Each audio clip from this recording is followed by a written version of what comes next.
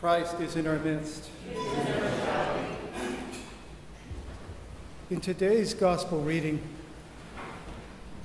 we hear of Christ calling 4 disciples: Andrew, Simon, who is to be called Peter, and the sons of Zebedee, James and John.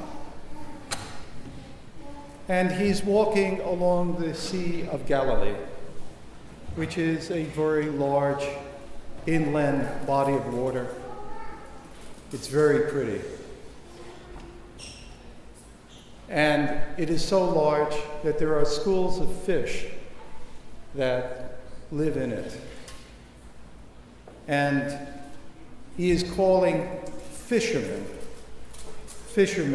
to be his disciples. When he comes to James and John, who are with their father Zebedee, and they're poor, the fathers tell us, because they're mending their nets. They do not have new nets. They have old nets that need to be mended. And he comes to them and he says, "Follow me and I will make you aliis anthropon," fishers of men. And the fathers tell us that Zebedee was not a believer. He did not believe that he was encountering the Messiah who had been promised, who would bring to all the kingdom of heaven, who would bring salvation to the people. And so something happened, which is a terrible thing.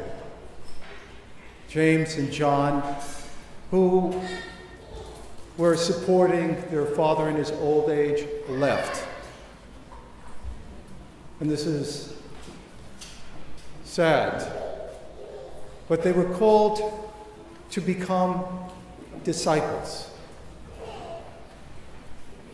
And often, when reading this gospel, we see not only the calling of disciples, but we see the calling of priests to serve the Lord. Disciples and priests to become fishers of men. What does this mean? What does it mean to be a priest, for example? There are many things that can be said about this, but one thing is clear, that a priest, by a mere word to someone, can have a tremendous effect, positive or negative. By speaking frivolously, a priest can disturb someone's faith. By telling an unwise story, a priest can disrupt the language and the speaking of a parish. But on the other hand, much good can be done. With wise counsel, a life can be turned around. The sick can be visited. And rather than disrupting liturgical life, the priest can distribute the body and blood of Christ and know the name of each and every one in a parish. But not all of us are called to be priests. We are all called to be disciples of Christ. And what does that mean for us? And again, there are many things that can be said, but fundamentally, we are living the gospel. We are living the truth in the circumstances of history, and in this way, we are teaching all around us something about what it is to be a follower of Christ. What we do has a tremendous effect on our families, on those that we know, on those that we work with. And if we wear the cross of Christ, either physically or in our hearts, we are displaying to them how a disciple of Christ should live. And this is at once a frightening, and can be a frightening and joyful thing, for it is, in fact, a great opportunity to live the gospel, to teach the gospel. Priesthood and discipleship.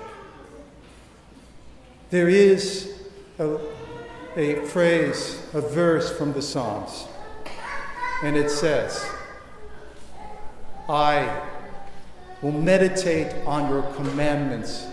I will remember your words. Where is this phrase found among many places and quoted? It is found in the Seventh Ecumenical Council. It is found when the bishops are being charged in one of the canons as to what they will do. I will meditate on your commandments. I will remember your words. I will apply the truth wherever I am, whenever I am, in the small part of creation in which I might live. I pray all of us will follow the path of light, will be sons and daughters of God, and love our God so that we may be his disciples. God bless you all.